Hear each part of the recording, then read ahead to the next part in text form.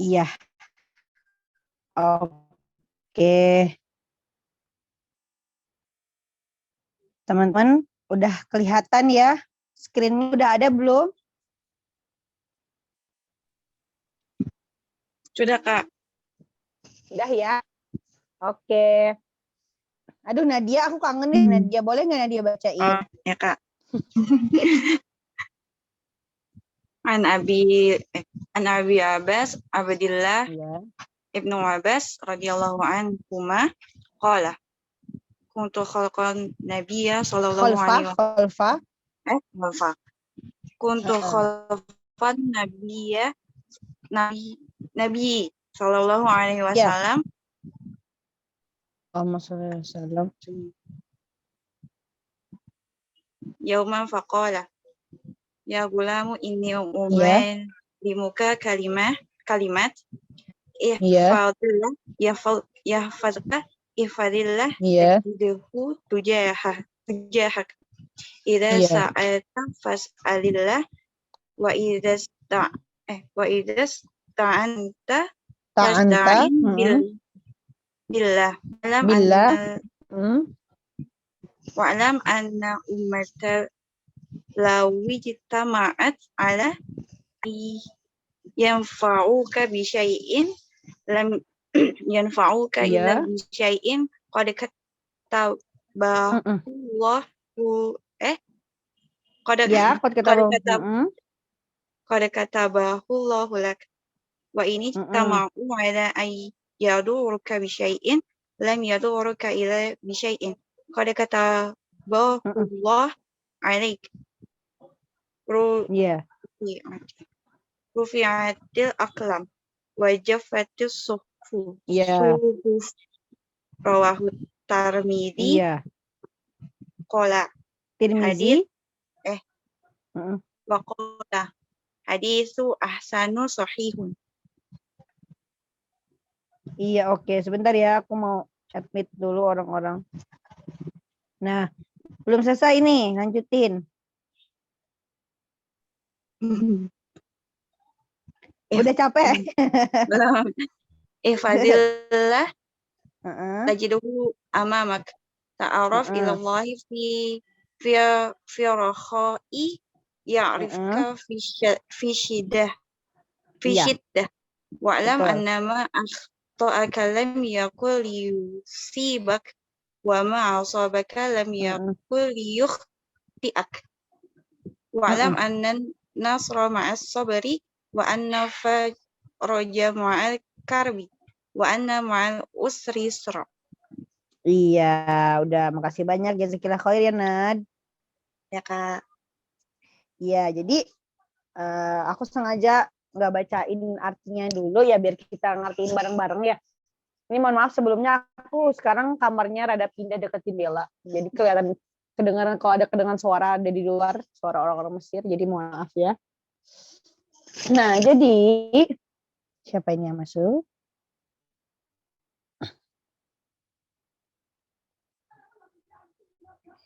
Ya, mohon maaf ya kalau pindah-pindah soalnya aku nggak nemu dokumennya maka aku share screen doang. Jadi hadis ke-19 ini judulnya apa? Jagalah Allah. Nah, kenapa kita perlu menjaga Allah? Maksud dari jaga Allah itu apa coba? Ya kan?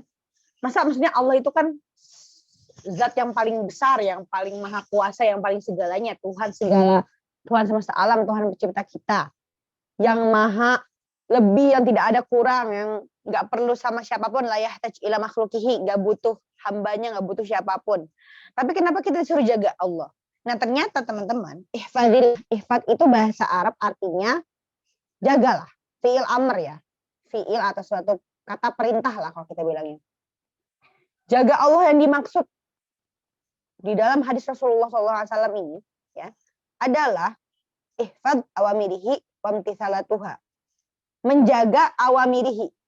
Ya, kalau di syarah arba'innya, menjaga awamirihi itu apa maksudnya? Menjaga perintah-perintahnya Allah. Kita menjalankan, kita taat dengan apa yang Allah perintahkan. Wantaha an-nawahihi, ya. Dan kita menyudahi atau kita meninggalkan an-nawahihi. Nawahi itu artinya larangan. larangan-larangan Allah. Jadi maksud menjaga Allah adalah menjaga perintah-perintahnya kita taati, wantahan nawahi kita larang, ya, atau kita jauhi, maksud aku. Kita jauhi larangannya. Nah, begitu maksud dari kata ihfadillah. Ya. Karena apa? Kata Allah di surat An-Nahl ayat 97, a'udzubillahi minasyaitonirrajim, "Man 'amila shalihan min dzakarin aw untsa wa huwa mu'minun falanuhyiyannahu hayatan thayyibah."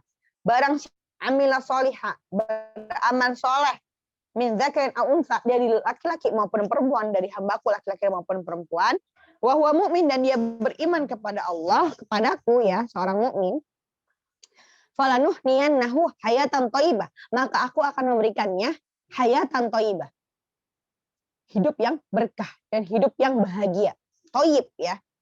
Makanya katanya wa may yahsulul abad min bala wal masaib illa bihi. Jadi seorang hamba itu nggak mungkin dapat musibah atau dapat keburukan, ya, itu melainkan karena dia sendiri, ya. Padahal kan Allah bilang kalau beramal ya, sama berbuat baik dari laki-laki maupun perempuan yang mukmin, itu Allah akan berikan hidup yang bahagia. Jadi kalau hidupnya nggak bahagia, itu berarti dia sendiri yang buat. Karena kata Allah apa di surat Asy-Syura ayat 30, wa ma asabakum min musibatin fabima kasabat aydikum.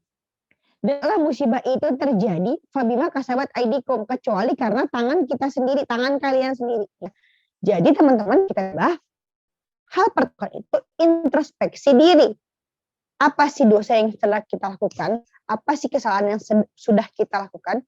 Sampai akhirnya kita juga yang kena. Karena kita yang buat, gitu. Karena Allah tuh segalanya maha. Kasih janji banyak untuk orang yang mukmin, untuk orang yang sabar, untuk orang yang beramal soleh.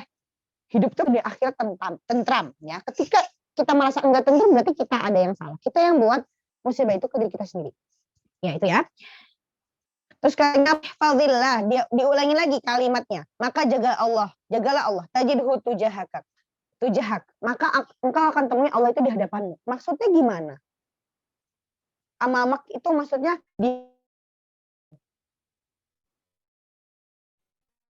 jadi amal soleh tadi, ya, yanfa'u fi syiddah, ya, amal soleh yang kita lakukan ini karena kita menjaga Allah, kita menjaga bagaimana yang perintah Allah kita turuti, kita lakukan, bagaimana larangan Allah kita tinggalkan, itu membuat amal tadi yang menjaga yanfa'u fi syiddah, yang menjaga kita saat kita syiddah. Apa syiddah?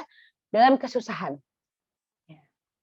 Jadi maksudnya Allah itu ada saat kita dalam kesusahan. Maksudnya orang kan kalau di depan kita berarti kan orang itu ada di depan kita bersama kita menjaga kita. Nah, begitu juga dengan ketika kita menjaga Allah, menjaga perintah Allah, menjauhi larangannya Allah, Allah jadikan kita itu dalam kesulitan yang kita lalui karena Allah di sana.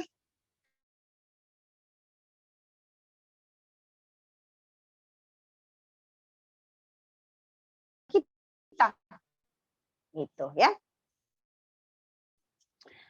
Teman yang tahu kisah Nabi Yunus?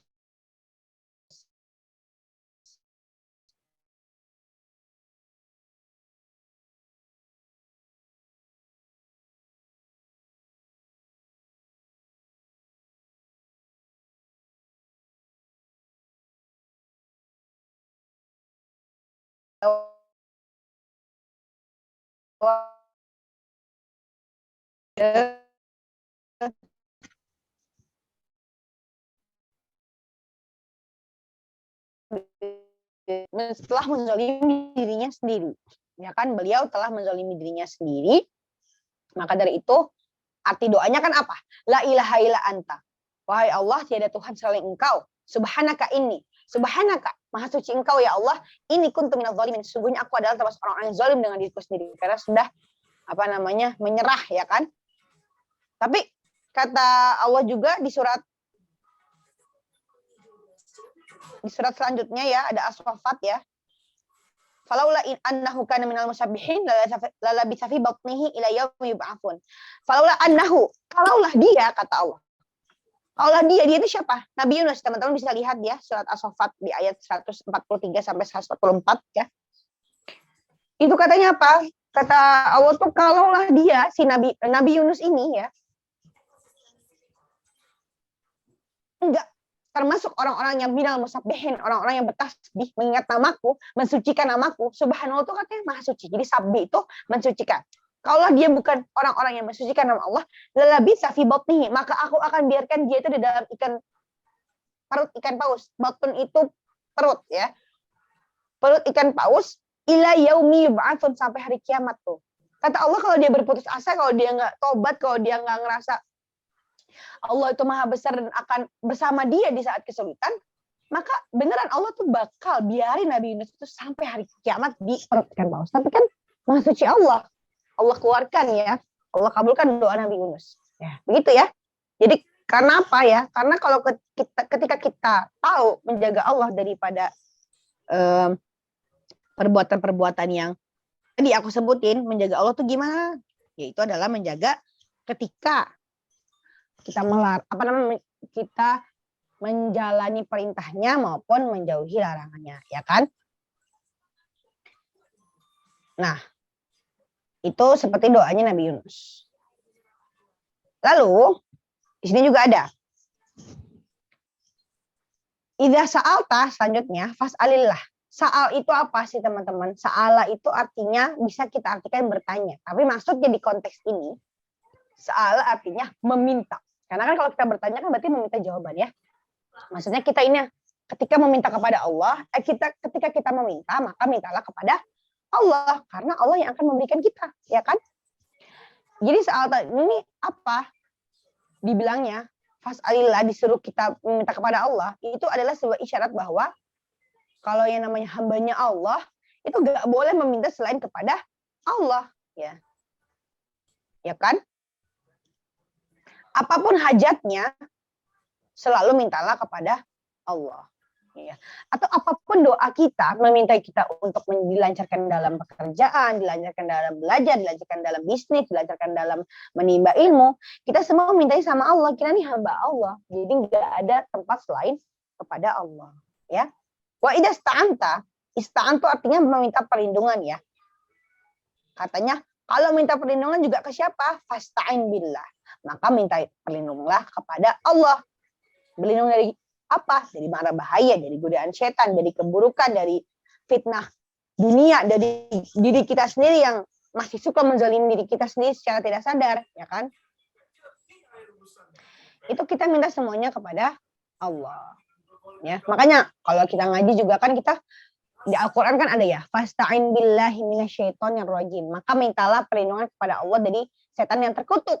Makanya kalau kita tahu kan a'udzubillah, aku meminta perlindungan kepada Allah. Jadi ista'anah itu artinya meminta perlindungan dari segala mara bahaya maupun dari segala kebaikan. Kita juga bisa minta perlindungan dari segala kebaikan. Kenapa maksudnya? Hal-hal yang baik itu terkadang membuat manusia ini kufur nikmat, lupa sama nikmatnya dan sombong. Ya. Jadi ujian itu teman-teman nggak cuma soal keburukan, kejelekan, sial segala macam, tapi jabatan, prestasi, duit, harta, segala macam yang popularitas yang kita punya adalah ujian juga dari Allah. Yang dimana harus kita minta perlindungan selalu sama Allah agar dijaga dari mara bahaya yang ada di dalamnya. Misalnya dari kebaikan. Kebaikan itu membuat kita menjadi orang yang sombong. Jangan sampai seperti itu. Ya.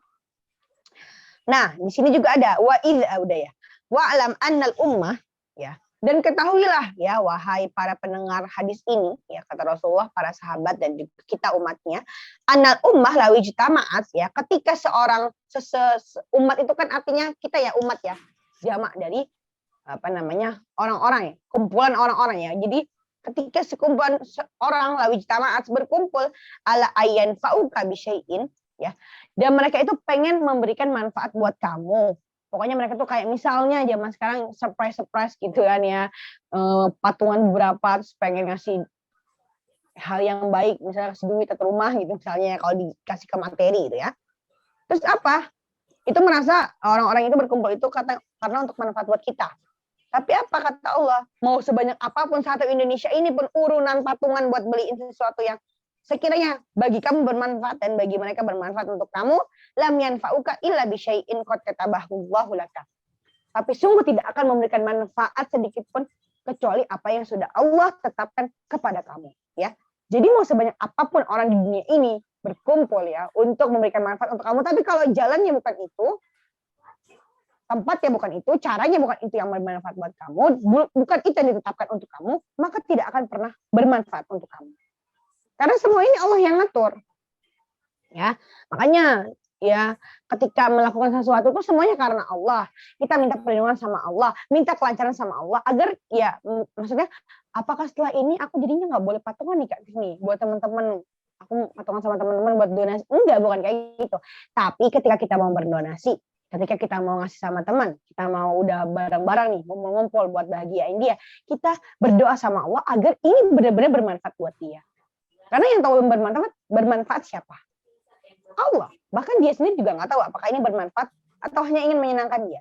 Karena terkadang sesuatu yang menyenangkan tidak semua bermanfaat. Bisa jadi itu malah melahirkan kita, ya kan? Nah, kalau balikannya juga kayak gitu. Wa ini ijtama'u ala ayyadurruka bisyai'in. Ketika satu Indonesia, satu dunia ini berkumpul sekongkol buat bikin kamu sakit, bikin kamu sedih, bikin kamu sengsara, sampai dukun bermain segala macam santet, dan sampai ada rencana dalam tanda kutip rencana untuk membunuh kamu gitu ya. Itu apa kata Allah? Lam yadurruka, tidak akan sedikit pun, seujung kuku pun nggak akan bisa menyakiti kamu illa bisyai'in qad katabahullahu 'alaika. Kecuali memang itu sudah ditetapkan untukmu, keburukan itu atau hal itu sudah ditetapkan untukmu. Jadi teman-teman jangan takut. Zaman sekarang ini kan apa-apa ilmu hitam. Apa-apa mainnya kalau punya duit bisa nindas orang yang nggak punya duit. Pokoknya semuanya tuh dari segi bisa kita ditakuti oleh dunia karena sekarang tuh kekuasaan di mana-mana bisa nindas kita, segala macam lah, sampai kita tuh trust issues sama siapapun. Tapi jangan pernah takut ketika keburukan itu bukan untuk kamu dan kamu tidak di takdir itu tidak ditetapkan bahwa kamu kena, itu tidak akan sedikit pun mengenai kamu. Jadi kamu gak usah takut karena ada Allah. Dan teman-teman, apakah takdir tadi bisa dirubah? Ya, itu pertanyaan yang sering ditanyakan dan saya juga dulu bertanya. Ya, doa itu kan silahul muslimin, senjatanya orang muslim, orang mukmin. Apakah bisa merubah takdir yang sudah tertulis di Lauhul Mahfuz? Jawabannya, yang namanya takdir akan selalu menjadi takdir. Tapi keburukan yang tadinya mau menimpa kamu, itu dengan doa bisa dihilangkan. Ya. Tapi itu tidak akan bisa mengganti yang namanya bagaimana kamu meninggal, bagaimana kamu lahir, bagaimana rezeki kamu, itu semua udah Allah tetapkan dari awal kamu lahir. Tidak akan berubah sepeser pun. Tapi kita bisa berdoa agar diberkahi semua yang Allah berikan, agar keburukan itu dijauhi. Boleh, itu bisa banget. Yang tadinya mungkin kamu kecelakaan, takdirnya Allah nih. Itu kan bukan takdir yang berbeda dari awal ya. Skenario-nya panjang. Tapi kamu berdoa terus sama Allah. Kamu diselamatkan oleh keburukan itu. Gitu ya teman-teman ya. Ya. Rufi'atil aqlam wa jaffatis suhuf. Ya, itu artinya apa? Maka pena telah diangkat dan lembaran telah kering. Maksudnya adalah bahwa ini udah final gitu. Jadi kalau udah case, ini udah final case, udah dicap sama kejaksaan, tok udah ketok palu. Ini semua sudah tertulis di Lauhul Mahfuz. Tidak ada yang bisa mengkritik. Ya, gitu intinya. Sebentar ya, ini masih ada yang open mic ya, teman-teman.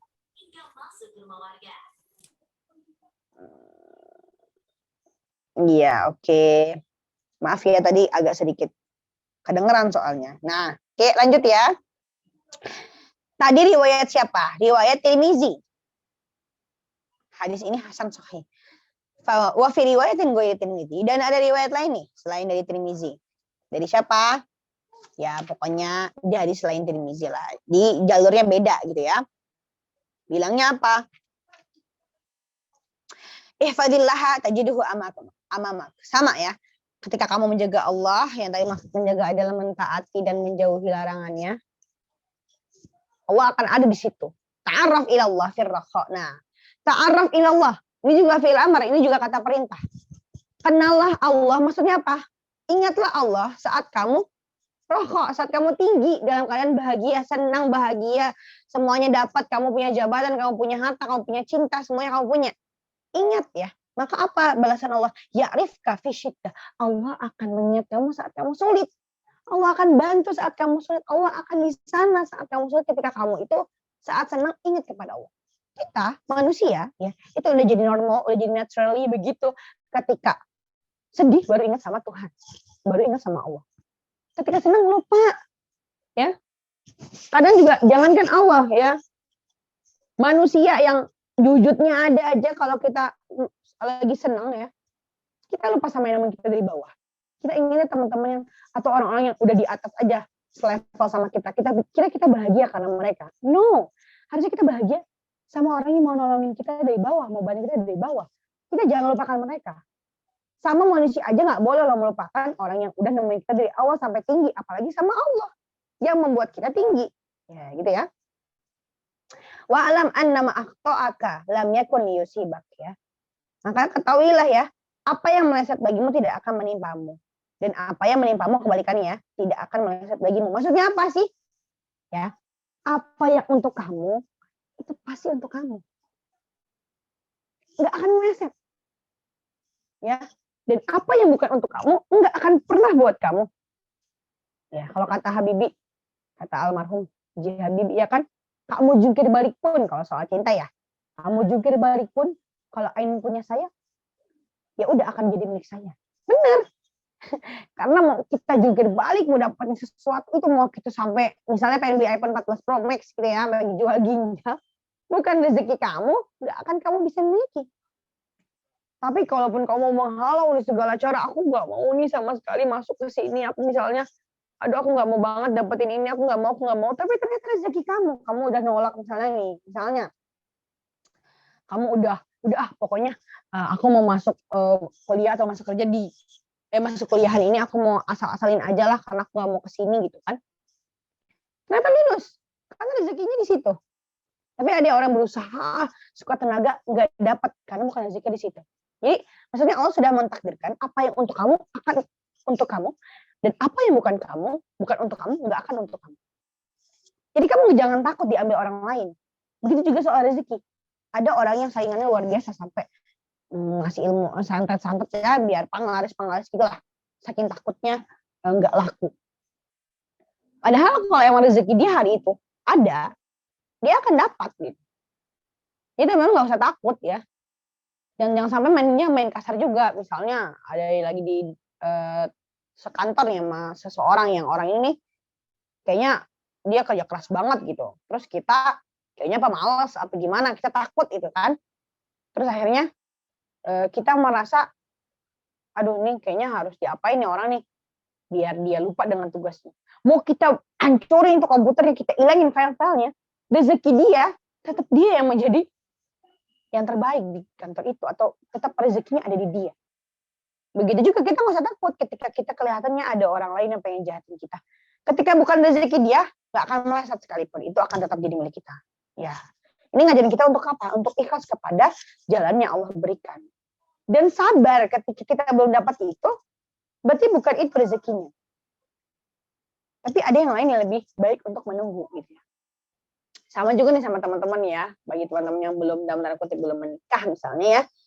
Aduh gimana nih, udah 5 tahun 6 tahun PDKT atau dekat sama dia, tapi ternyata harus nunggu, misalnya dia kemana, ya udah lepasin aja. Kalau jodoh dia akan balik. Gimana pun caranya kalian berpisah, rasanya pengen pisah, pengen udah jauh dan udah kayak nggak mungkin buat bersatu ya. Kamu ke Zimbabwe, dia sama dia ke Amerika gitu misalnya. Kalau jodoh akan tetap. Tapi kebalikan kalau bukan, mau udah H-1 udah nyiapin gedung segala macam, tiba-tiba H-1-nya nauzubillah min dzalik terjadi hal yang membuat kalian berpisah, akan berpisah gitu. Jadi jangan pernah naruh harapan terlalu banyak sama orang manapun soal apapun, karena Allah yang mengatur. Naruh harapan itu sama Allah, kalau pengen sesuai dengan harapannya ya minta sama Allah agar sesuai gitu ya. Wa annal farja ma'al karb, farj itu jalan keluar, kemudahan, ma'al karb bersama kesusahan. Betul, tiap ada yang susah itu pasti ada kemudahan.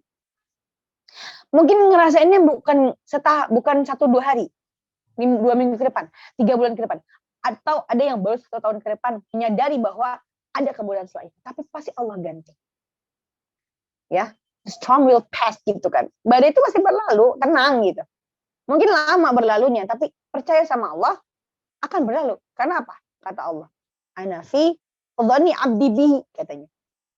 Aku itu sesuai dengan prasangka hambaku. Kalau kamu yakinnya, kita semua teman-teman semua yakinnya Allah tuh nggak ngabulin. Dari mana mungkin nih kayak gini nih aku udah bangkrut banget, nggak bisa mungkin aku bangkit tuh nggak mungkin. Ya Allah nggak akan mungkinin karena kamu prasangkanya gitu kan. Tapi kalau kita ya Allah ini pasti. Ya. Nggak ada yang nggak mustahil di mata Allah. Nggak ada yang mustahil, Mas. Maksud aku, maaf. Nothing impossible kalau di mata Allah. Kun fayakunnya Allah itu akan memainkan semua peran yang di mata kita tuh nggak masuk akal. Gitu ya. Jadi pasti ada kemudahan setelah kesusahan itu.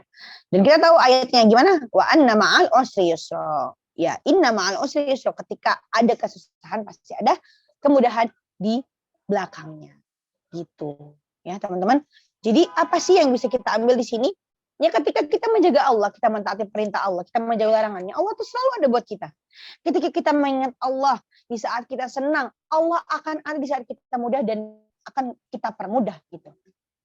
Ya.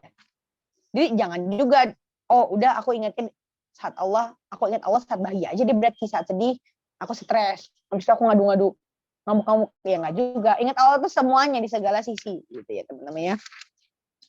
Terus apa sih yang mesti kita ambil dari sini? Ya kan yang pertama adalah hifdzullah itu ya, maksudnya tadi ketika kita menjaga perintah Allah, menjauhi larangannya, Allah tuh ada bersama kita, akan ada di depan kita untuk menjaga kita. Ya.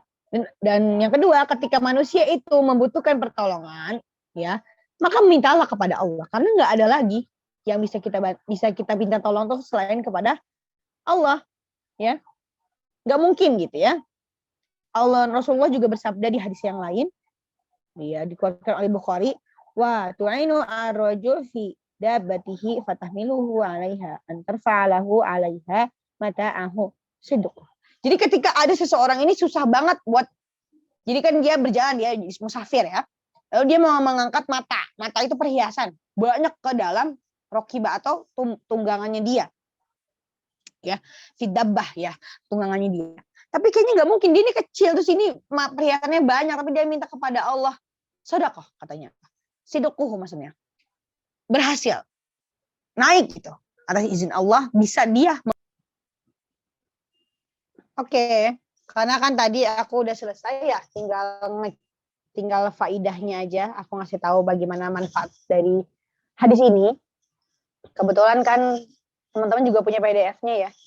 Dan udah selesai juga kok penjelasannya. Tapi nanti aku buka lagi filenya setelah aku jelasin faidahnya. Jadi faidahnya yang kedua adalah ya tadi ya, laki-laki tadi yang dimana ngerasa nggak mungkin ya untuk mengangkat yang sebesar ini ke tunggangannya, tapi dia meminta kepada Allah dan Allah bantu. Lalu yang ketiga, annal ummah lan tastati'u an yanfa'u ahadan illa idza kana Allah qad katabahu lahu. Sekumpulan orang sebanyak apapun itu tidak akan bisa memanfaatkan aku atau memberi manfaat kepada satu orang ini kecuali Allah sudah tetapkan manfaat itu kepadanya. Ya. Jadi mau usaha segimana pun kalau itu tidak Allah tetapkan untuk bermanfaat, maka tidak akan bermanfaat untuk orang tersebut. Gitu ya. Dan kebaliknya juga, mau sebanyak apapun, mau berencananya sampai satu dunia untuk nyakitin satu orang, tapi ketika Allah tidak tetapkan keburukan untuk orang tersebut dan tidak tetapkan kejahatan itu menimpa orang tersebut, maka tidak akan sama sekali menyentuh orang tersebut keburukan itu. Ya, yang keempat, yajibu alal mar'i ayyakuna mu'alliqan ja'uhu billah. Diwajibkan ya, dilazimkan atau dianjurkan, malah bukan dianjurkan ya. Diwajibkan untuk setiap Muslim, orang-orang yang percaya kepada Allah, kita yang percaya kepada Allah, untuk apa teman-teman? Untuk tidak menggantungkan harapannya, usahanya, semuanya kecuali kepada Allah Subhanahu wa Ta'ala. Kita jangan berharap sama siapapun kecuali sama Allah, ya. Karena berharap sama makhluk itu adalah sakit hati terbesar, kata Imam Ali. Aku tidak pernah merasakan sakit yang pernah aku alami kecuali berharap kepada manusia. Karena dia juga manusia, makhluknya Allah. Makhluk itu apa sih ciri-cirinya? Membutuhkan orang lain, membutuhkan makhluk lain. Kita kan juga tahu ya, kalau di bahasa Indonesianya, kita adalah manusia makhluk sosial. Butuh sosialisasi, butuh orang lain. Tapi Allah nggak butuh, makanya kita mintanya sama orang yang nggak butuh sama siapapun dong. Sama zat yang tidak butuh sama siapapun.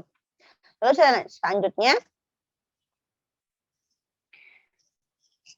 kullu syai'in maktub muntaha minhu.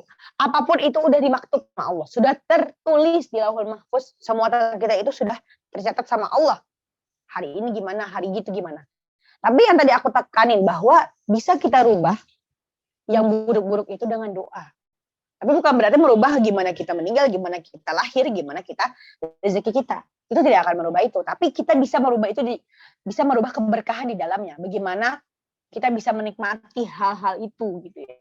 Dan bagaimana juga kita bisa menjauhi ya, keburukan dari hal-hal itu. Ketika kita meminta kepada Allah dengan doa.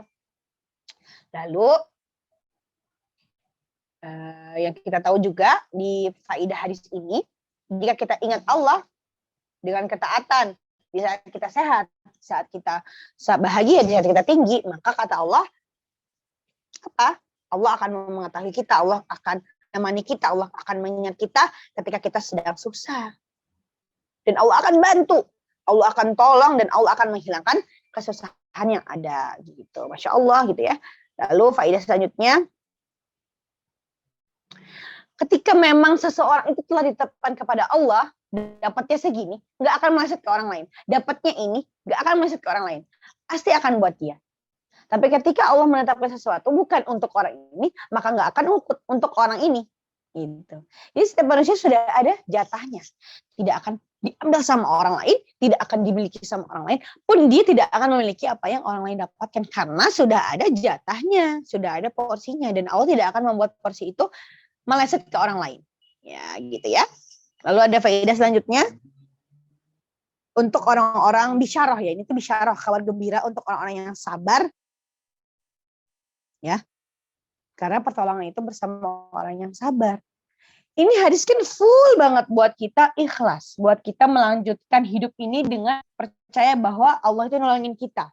Allah itu ada bersama kita. Semua itu akan berjalan sesuai dengan hak kita. Kita akan mendapatkan apa yang emang dituliskan untuk kita. Artinya kan kita menjadi orang yang sabar. Nah sabar itu pertolongan Allah itu dekat kalau kita sabar. Jadi hadis ini adalah hadis bisyarah atau kabar gembira untuk orang yang sabar, yang tawakal, menyerahkan urusan sama Allah, bahwa Allah akan menolong. Gitu ya. Lalu faedah selanjutnya, buat orang-orang yang lagi kesusahan. Karena di hadisnya ayat terakhir yang tadi kita baca, di kata-kata yang riwayat selain dari Tirmizi adalah apa? Ya, anal farj ma'al karb. Sesungguhnya kemudahan itu kesusahan itu kemudahan pasti ada setelah kesusahan. Ya. Di surat apa namanya? Nama al-usri yusra juga ya kan? Ketika ada kesusahan pasti ada kemudahan. Ini kabar gembira yang sangat besar nih buat orang-orang yang lagi ditimpa musibah. Teman-teman, aku, kita semua yang sedang lagi Allah berikan musibah, tenang aja. Allah akan ganti, Allah akan bukakan pintu. Jalan keluar ya, jalan keluar yang lebih indah. Allah akan ganti apapun yang menyakiti kita. Meskipun tidak akan sama rasanya kehilangan seseorang atau sesuatu. Tapi insya Allah akan diberikan yang lebih baik. Jadi bersabar. Karena Allah nggak mungkin uji hambanya kecuali hambanya mampu. Dan Allah nggak mungkin memberikan cobaan kepada hambanya kecuali ia memberikan jalan ke luarnya. Ya. Lalu faedah yang terakhir. Juga sebuah kabar gembira orang-orang yang sedang menunggu untuk sama ya, untuk dibukakan pintu kemudahan karena mereka telah mengalami hari yang berat. Ya. Plus banget baru-baru ini kita dapat berita ya teman-teman ya pasti udah tahu ada mahasiswa yang terjun dari lantai 10 ya atau 11 ya. Intinya suicide ya. Ya semoga Allah menerima amal ibadahnya semua ya. Meskipun kita tahu yang namanya bunuh diri itu adalah perbuatan yang salah dari segi apapun. Apalagi dari segi agama kita. Kita tahu itu perbuatan yang dosa karena itu merusak diri kita sendiri. Tapi yang terjadi biarlah terjadi, itu sudah terjadi. Kita tinggal mendoakan semoga Allah mengampuni dosa almarhum. Allah memberikan tempat terbaik dan keluarga yang ditinggalkan juga bisa dalam keadaan diberikan kesabaran, diberikan ganti yang lebih baik. Dan teman-teman jangan pernah ada pikiran untuk ke sana. Hadis ini juga bisa membawa kita untuk lebih tenang bahwa Allah tuh akan ada. Asal kita selalu ingat sama Allah. Allah akan bantu apapun itu caranya. Gitu ya. Kalau lagi merasa sendiri, lagi susah, percaya ini semua akan berlalu. Ya. Kalau rasanya sakit untuk disimpan, beritahu kepada orang yang kalian percaya. Tapi benar-benar hati-hati ya teman-teman. Jangan sembarangan cerita ya. Karena yang ada nanti malah Nauzubillah kita terus semakin terpuruk malah ya kan. Lakukan apapun aktivitas yang membuat kita tuh bahagia. Di samping kita mengingat Allah ya. Karena yang nggak bisa naif juga. Kalau kita lagi capek banget, kita juga capek ya. Gimana caranya buat sabar ini nggak cukup nih kayaknya. Aku pengen ngelakuin aktivitas, ya lakuin gitu. Aku pengen sama teman-teman main segala macam, lakuin gitu. Apapun yang membuat kamu bahagia. Tapi jangan pernah lupa sama Allah itu aja. Karena ujung-ujungnya di akhir, yang nolongin kita ya Allah doang. Gitu, ya. Teman-teman, hadis ini semoga bisa membuat kita membukakan pintu hati kita, pintu mata kita, pintu semuanya lah yang ada di dalam diri kita ini agar lebih ikhlas menjalani hidup. Ingat bahwa Allah itu akan membalas semuanya. Ingat bahwa kita nih abis hidup di sini enggak langsung mati abis itu tenang. No. Ada yaumul hisab, hari penghisaban. Ditampilkan dari kita lahir sampai kita meninggal apa yang kita lakukan. Di padang mahsyar yang panas di jutaan banyak orang itu, CCTV maksud layar besar menampilkan bagaimana dosa-dosa kita. Coba kebayang deh. Habis kita meninggal itu bukannya tenang. Tapi kalau kita sudah berusaha dengan baik di dunia, sudah beramal soleh segala macam, nanti kematian itu kita rindukan. Masya Allah kita rindukan. Malah kita rindukan ya. Kalau teman-teman tahu ya, karena ini juga sahabat adikku ya, almarhum Arifin Ilham ya, Ustadz Arifin Ilham ya. Itu kita tahu kan bagaimana indah banget meninggalnya. Di Malaysia lagi sakit, beliau nulis liqa'ullah, pertemuan kepada Allah. Beliau rindu. Karena Allah manggil. Insya Allah Allah manggil beliau gitu. Coba kita takut gak mati? Takut. Karena aku ngerasa belum mampu. Tapi kalau belum mampu terus kapan dong gitu kan. Dan rasa takut mati itu bagus. Tapi dibarengi dengan usaha untuk terus bertobat kepada Allah. Terus memperbaiki diri. Ya, karena di akhir kita ini diminta tanggung jawab, diminta pertanggungjawaban saat kita hidup di dunia, teman-teman. Ini nggak sekedar meninggal gitu aja. Ya mungkin orang-orang yang berpikiran suicide itu juga tahu kok mati itu bukan nyelesain masalah, tapi mereka udah keburu capek ya, makanya berbuat baik juga sama orang-orang. Jangan jadi orang individualis, dirangkul teman-temannya. Kita baik jangan sendirian, surga itu terlalu luas kalau kita masuknya sendirian. Makanya ajak teman-teman untuk berbuat baik. Dirangkul teman-temannya, saling mengerti. Dunia ini tuh udah cruel, udah rude, udah semuanya. Tapi kita bisa menjadikan dunia itu tetap dari segi pandang yang baik gitu. Dari sudut pandang yang baik itu kita tetap bisa menjadikan dunia ini bahagia. Ketika mindset kita positif. Ketika kita baik sama orang. Karena everyone struggling di dunia ini. Ya, kita semua sama-sama berjuang dengan porsi yang beda-beda. Tapi ingat, karena kita muslim, kita beriman, bedanya ini aja. Kita beriman. Beriman itu artinya meyakini Allah itu akan membantu kita. Kita beriman kepada Allah dan kita yakin bahwa Allah akan membantu kita. Teman-teman ya. Nah, oke, alhamdulillah aku sudahi sampai sini penjelasannya. Sekarang aku buka pertanyaan untuk teman-teman. Ya kalau ada yang mau bilang, Kak boleh nggak dibuka lagi PDF-nya? Boleh, nanti aku tampilin. Tapi kalau nggak perlu nggak apa-apa. Silakan, mau ada yang bertanya di kolom chat atau open mic, monggo.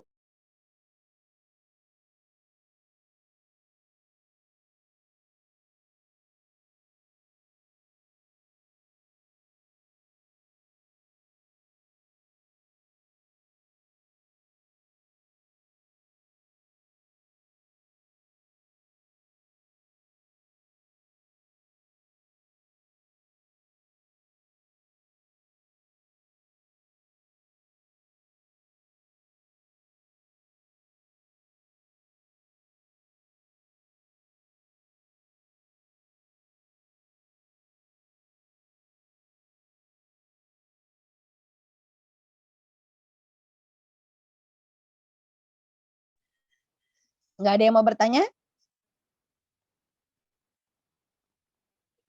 Kalau nggak ada nggak apa-apa. Bisa kita cukupkan. Karena sebentar lagi juga di asar ya di sini ya. Aku mau ada kerjaan lagi, tapi insya Allah kalau ada bisa dijawab. Tapi kalau nggak ada, insya Allah paham. Ya, Kak Eno bilang cukup, alhamdulillah. Kalau teman-teman baru kepikiran nanti malam, ini udah malam ya di Indonesia ya. Kepikiran tengah malam atau besok, monggo ahlan di PC aku di Telegram atau teman-teman yang ada via WA bisa WA aku di PC juga. Tif, aku pengen tahu ini maksudnya apa. Itu ahlan banget ya. Aku tunggu. Aku senang ketika teman-teman Odop yang di Telegram maupun yang di WA itu interaktif sama aku dan kakak-kakak yang di Odop gitu. Jadi banyak diskusi yang bisa kita jalani, mau itu PC ataupun mau diskusi. Terbuka ya diskusi di grup maupun di PC itu sangat terbuka ya. Dan aku juga mau minta maaf kalau belum maksimal sama teman-teman kakak-kakak dan teman-teman admin yang lain juga punya kerjaan, teman-teman juga punya kerjaan. Nah, aku juga minta maaf dari aku pribadi ya, belum bisa ngasih konten seperti di Twitter atau segala macam atau kajian pun baru mulai ya. Karena ya ini masih adaptasi balik ke kampus gitu ya. Semoga bisa kedepannya saling bekerja sama dan teman-teman juga dimudahkan sama Allah segala urusannya. Jazakumullah khair udah mau bantu ke sini. Oh, ada yang tanya nih tiba-tiba. Aku belum masuk grup mana aja Kak, baru sekali aja ikut kajiannya. Oh gitu. Terus dapat link ini di mana, Farah? Atau nggak nanti setelah ini chat aja yang bisa dihubungi di Odopnya. Kalau emang nemu link ini, chat aja dari mana linknya dapat ya. Biar kita masukin ke grup, insya Allah nanti. Oh, dari Twitter. Oke, nanti Twitter kita di Odop itu di DM aja ya Kak Farah, biar nanti biar ngikut step-stepnya untuk masuk ke dalam apa namanya, masuk ke dalam grup kami gitu ya. Oke tuh kata Kak Eno di Twitter aja, insya Allah nanti diurus di admin di sana. Oke. Nah, ini ada Kak Siwi ya. Maaf, kamu mau tanya ya Kak, semasa kita doanya ya Allah atur saja bagaimana baiknya gitu, boleh nggak? Jadi ya teman-teman, dalam berdoa itu punya adab. Ya, nggak boleh kayak ya Allah seperti biasa. Opo. Memang Allah tahu seperti biasa itu apa. Tapi kan kita ketika minta sama bos kita, bos seperti biasa, kurang ajar gak? Gaji gak akan dikasih gitu kan. Ke bapak ibu kita juga kayak gitu kan. Tapi ketika tadi bahasanya bilangnya ya Allah atur gimana aja baiknya. Masya Allah itu berarti Kak Siwi kalau berdoa itu sudah ikhlas banget sama Allah. Ya Allah yang penting atur gimana baiknya aja. Boleh. Boleh banget. Tapi kan kita rasanya kan kita ini manusia ya Kak. Yang rasanya tuh kurang gitu.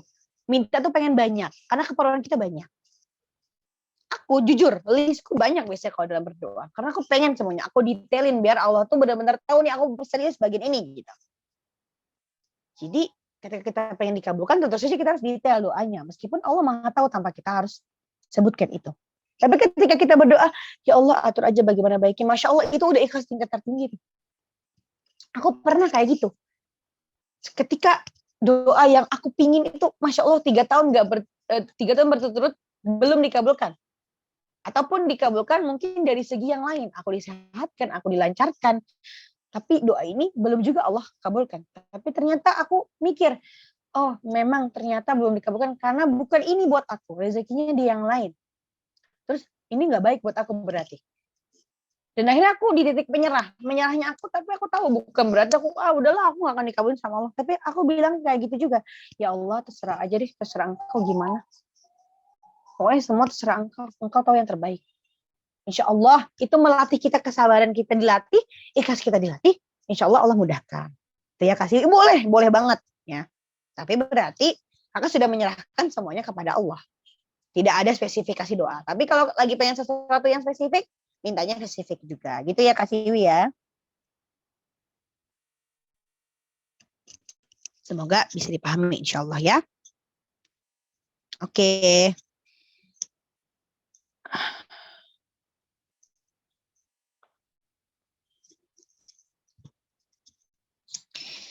Sama-sama Kak Siwi, itu ada Kak Eno tambahannya. Mungkin bisa doa, Robbi ini lima anzalta ilayya min khairin fakir. Ya. Sesungguhnya aku sangat memerlukan suatu kebaikan yang kau turunkan kepadaku. Masya Allah, jazakillah khair Kak Eno. Itu tambahan juga ya teman-teman ya. Bisa berdoa. Doa itu apa aja. Apapun, Indonesia, Inggris ya. Arab ya, bagusnya Arab sih. Tapi kalau bahasa apapun, Allah akan terima. Asal punya adab. Enggak, seperti biasa udah. Ya kalau kayak gitu Allah juga gak akan mau kayak ya udah nih orang kagak serius doa itu serius ya. Oke. Insya Allah mudahkan semua urusan kita ya.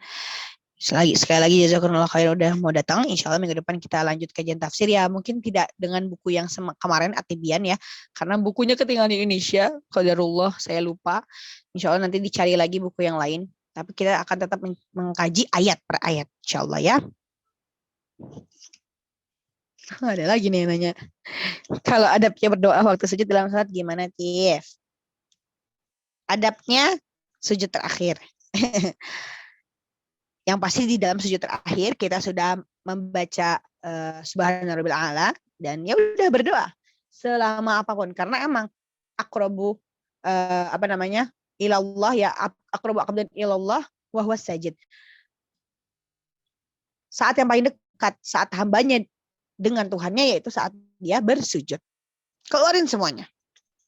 Yang penting sudah membaca Subhanallah a'la tadi 3 kali lalu kakak sepuas kakak berdoa. Setelah itu ya baca tahiyat seperti biasa. Tuh ya. Oke.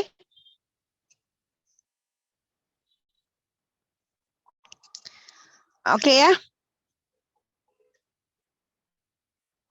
Oh, boleh Kak.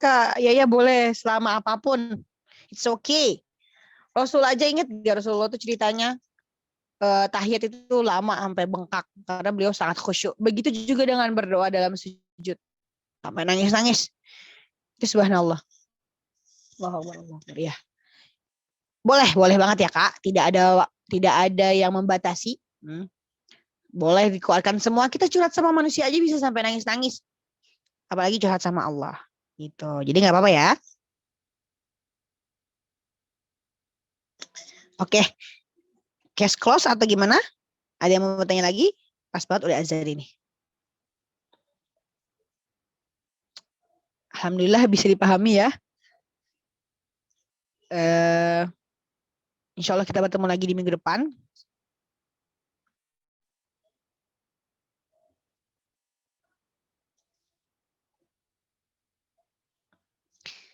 Kalau pakai bahasa Indo bilangnya dalam hati. Iya, dalam hati. Maksudnya ya subhanallah Allah itu juga subhanallah Allah terus kayak ya Allah ya nggak gitu kan. Kita kan ngomong dalam hati. Semuanya dalam hati. Iya betul. Benar ya, semuanya dalam hati. Tapi kita bisa ucapkan itu. Tapi yang nggak usah bersuara sampai mendesis kayak seperti subhanallah Allah. Itu kan bahasa Arab ya. Nah, tapi kalau yang kayak ya Allah semoga itu dalam hati aja. Gitu. Ya. Makasih. Kayak not tambahannya tadi aku lupa ngasih tahu. Oke. Sekali lagi jazakumullah khair. Makasih juga semuanya yang udah datang.